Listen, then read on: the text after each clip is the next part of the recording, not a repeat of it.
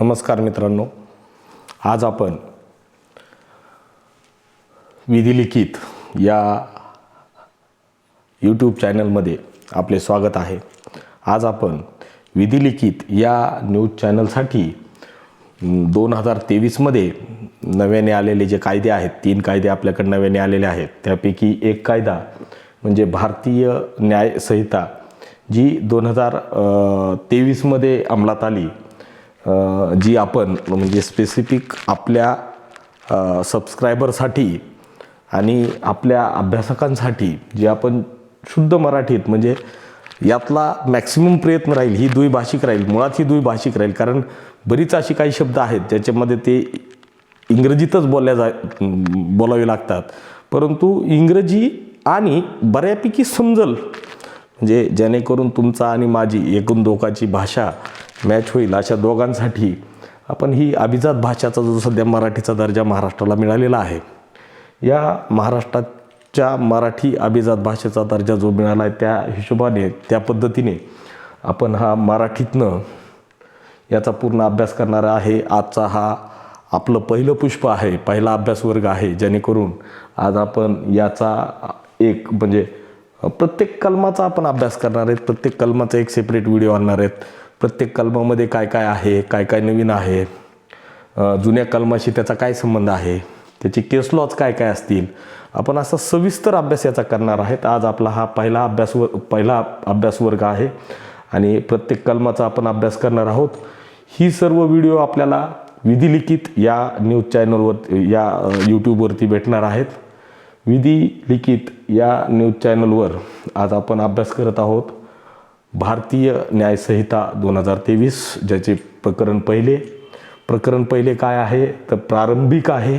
कलम 1.1 म्हणजे कलम 1चा पॉईंट 1 सब पॉईंट 1 कलम 1चा पॉईंट 1 काय सांगतो आहे, भारतीय न्याय संहिता यापूर्वी काय होती तर भारतीय दंड संहिता होती। आता भारतीय न्याय संहिता काय झाली 2023 झाली। तर भारतीय दंड संहिता कधी आली होती आपल्याकडं, ज्या इंग्रजांनी त्यांच्या कार्यकाळामध्ये अस्तित्वात आणली होती 1860। जी 1860 जी भारतीय दंड संहिता आपण 2023 पर्यंत वापरली। त्यातल्या सर्व कायद्यांचा, कलमांचा, सगळ्यांचा वापर आपण 2023 पर्यंत केला। 2023 मध्ये ही अस्तित्वात आली। यात कलम 1 मध्ये काय म्हटलंय तर त्याच्यामध्ये सुद्धा कायद्याचे नाव आणि व्याप्ती म्हणजे जुना कायदा आणि हा नवीन उदयाला आलेला कायदा, जुन्या कायद्यात काय म्हटलेलं आहे आणि नवीन कायद्यात काय म्हटलेलं आहे, म्हणजे हा जॉईंट ज्यावेळेस अभ्यास होईल त्याच्यामुळं हे सर्व लॉच्या विद्यार्थ्यांना, परीक्षा देणाऱ्या नवीन विद्यार्थ्यांना हे कायम लक्षात राहील की यात काय म्हटलं होतं आणि नवीन काय आहे। म्हणजे असं आपण सायमल्टेनियसली हे दोन्ही घेणार आहोत की भारतीय दंड संहितेमध्ये आधी काय म्हटलं होतं आणि आता यात काय म्हटलेलं आहे। तर यात अधिनियमाची व्याख्या दिलेली आहे, त्याचं पूर्ण नाव दिलेलं आहे। संक्षिप्त नाव काय आहे तर भारतीय न्याय संहिता 2023 असे याला म्हटलेले आहे। जुन्या कायद्यातही तशीच त्यांनी व्याप्ती दिली होती। आता याच्यात पुढं काय म्हटलंय कलम 1.2 मध्ये काय म्हटलंय तर 2 मध्ये असं म्हटलंय, भारतीय न्याय संहितेमध्ये तो केंद्र सरकार राजपत्रातील अधिसूचनेद्वारे नियत करील अशा दिनांकास अंमलात येईल आणि या संहितेच्या निरनिराळ्या तरतुदींसाठी निरनिराळ्या दिनांक नियत करता येतील। असं सेम जुन्या कायद्यातही होतं आणि तीच त्याचे नाव आणि व्याप्तीचा अभ्यास केलेला आहे। 1.2 असं सांगतोय। 1.3 काय सांगतोय, 1.3 असं सांगतोय की प्रत्येक व्यक्ती या संहितेच्या तरतुदीच्या विरोधात अशा ज्या कृतीबद्दल किंवा अकृतीबद्दल ती भारतात दोषी असेल त्या प्रत्येक कृतीबद्दल या संहितेखाली शिक्षेस पात्र होईल, अन्यथा नाही। हे सेम कलम 2 होतं इकडं, कलम 2 असं सांगत होतं, भारतात केलेल्या अपराधाकरिता शिक्षा. आता इकडं 3 आहे, तिकडं 2 आहे. म्हणजे भारतीय दंड संहितेमध्ये ते कलम 2 आहे, याचं 1.3 आहे. म्हणजे बऱ्यापैकी साम्यता आहे, थोडेसे चेंजेस झालेले आहेत नव्या कलमामध्ये आणि जुन्या कलमामध्ये. कलम 1.4 काय म्हणते बघूयात आपण.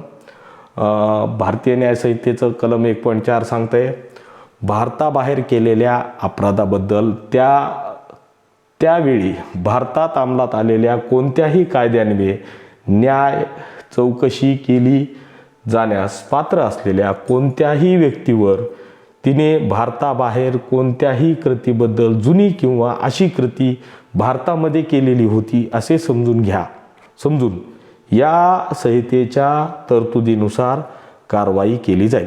आता हे भारतीय, त्यात भारताबाहेर केलेल्या अपराध म्हणजे कलम नंबर 3 जे जुनं भारतीय दंड संहितेचं सांगते 1860चं, की भारताबाहेर केलेल्या अपराधाबद्दल तर तिथं डिस्क्रिप्शन आहे. इथं आहे भारताच्या बाहेरच त्यांनी जो अपराध केलेला आहे पण भारतामध्ये आला आणि तो जर गुन्हा असेल तर त्याबद्दलचा विश्लेषण इथं केलेलं आहे.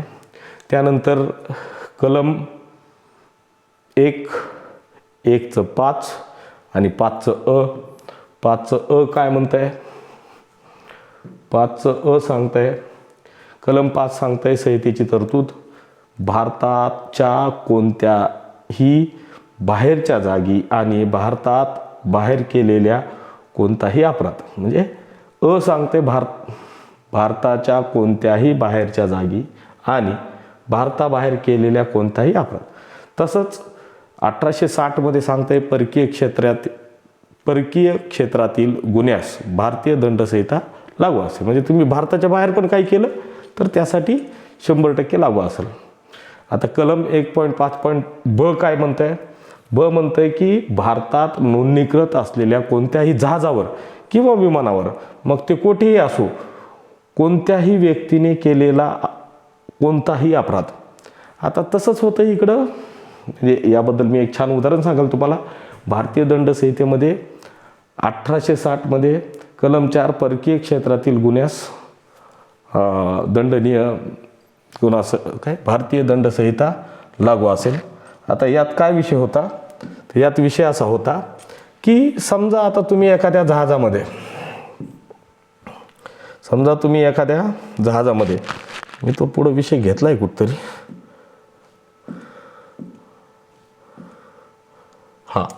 आता समजा तुम्ही या देशातनं या देशात चाललाय. समजा आता कुठं चाललाय तुम्ही, भारतातनं कॅनडात चाललाय, विमानानं चाललाय. आता यात जर कुणाला जर मारलं, म्हणजे यात जात असताना 2 प्रवाशांमध्ये भांडणं झाली किंवा कशी भांडणं झाली, मग आता हे इथून इथं चाललेत किंवा इथून इथं येत असताना यांनी यांच्या अगेन्स्टमध्ये कुठे FIR फाडायचा, तर हे भारताच्या पूर्ण या टोकापासून या टोकापर्यंत. आता अपराध झालाय बाहेर, मग आता तो FIR रजिस्टर कुठं करायचा, तर तो FIR रजिस्टर करायचा त्यांचं विमान जिथं लँड होईल त्याच्या परिक्षेत्रात जे पोलीस स्टेशन असेल तिथं त्यांच्या अगेन्स्टमध्ये गुन्हा रजिस्टर केला जाईल. आता दुसरं सेम विषय की त्यांनी जहाजामध्ये जर समजा एखाद्या व्यक्तीनं एखाद्या व्यक्तीला मारलं, तर समुद्रामध्ये असणारं जहाज, त्याच्यामध्ये तिथं काही पोलीस स्टेशनचं कार्यक्षेत्र नसतं. मग त्यावेळी काय केलं जाईल, तर त्यांचं जिथं लँड होईल, समजा आता एखादं मोठं जहाज आलं आणि गोवा दीव दमनच्या बंदरावरती उतरलं किंवा आपल्याकडं मुंबईच्या एखाद्या बंदरावरती त्यानं क्रूजमधनं प्रवास करत असताना हे केलं, तर त्याचं त्या ठिकाणी असणाऱ्या परिक्षेत्राच्या पोलीस स्टेशनला तिथं त्यांचा FIR केला जाईल.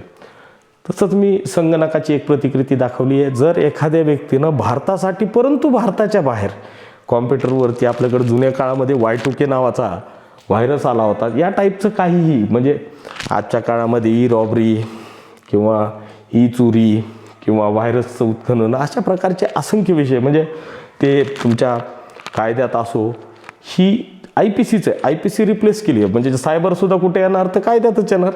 ही IPCमध्ये जशी जुनी IPC होती भारतीय दंड संहिता, नवी BNS झाले. BNS म्हणजे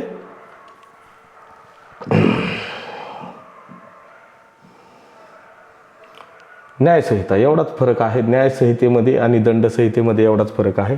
1.6 काय म्हणतं आहे तर 1.6 असं म्हणत आहे की भारत सरकारच्या सेवेतील अधिकारी, भूसैनिक, नौसैनिक किंवा वायुसैनिक यांच्या बंडाबद्दल किंवा पळून जाण्याबद्दल शिक्षा करण्याबाबत कोणत्याही अधिनियमाच्या तरतुदींवर किंवा कोणत्याही विशेष किंवा स्थानिक कायद्याच्या तरतुदीवर या संहितेत असलेली कोणतीही गोष्टीमुळे परिणाम होणार नाही, हे या नवीन कायद्यामध्ये त्यांनी मेन्शन करून दिलं आहे. तसंच जर जुना विचार केला तर जुन्या कायद्यामध्ये ठराविक कायद्यांवरची संहितेवर परिणाम होणार नाही असा त्यातला कलम 5 होता. म्हणजे यातला कलम 5 आणि त्यातला कलम 5 हा जवळजवळ सेम आहे.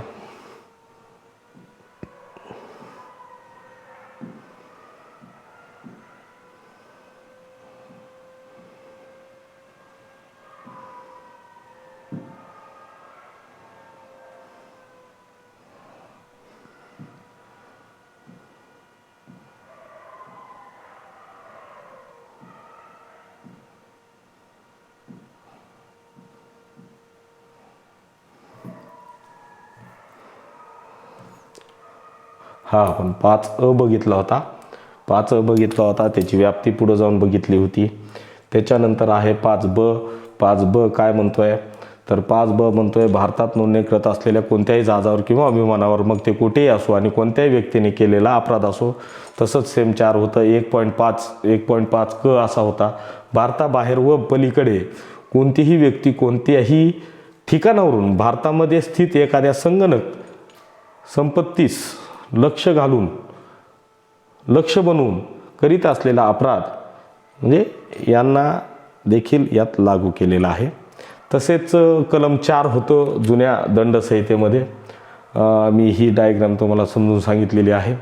कलम 1.6 तुम्हाला एक्सप्लेन केलेलं आहे की भारताबाहेर कुठं काय होणार आहे ते. आणि या पद्धतीनं आज आपण भारतीय न्यायसंहितेचा हा जो कलम 1 आहे, कलम 1 समजून घेण्याचा प्रयत्न केलेला आहे. या कलमाचे अजून काही केस लॉ येणं बाकी आहे. मी तुम्हाला त्याच्याबद्दल आणखीन केस लॉमध्ये तर हा कलम डिटेल घेईलच. पण हा आज एक पहिला व्हिडिओ होता आपला, हे पहिला अभ्यासवर्ग होता आपला. आणि या पहिल्या अभ्यासवर्गासाठी हा सगळा माझा प्रयत्न होता. आपण माझ्या चॅनलला सबस्क्राईब करा, बेल आयकॉन दाबा. यापुढचे सगळे सविस्तर व्हिडिओ आपल्या अभ्यासासाठी आणि आपल्या पाहण्यासाठी येतील. धन्यवाद.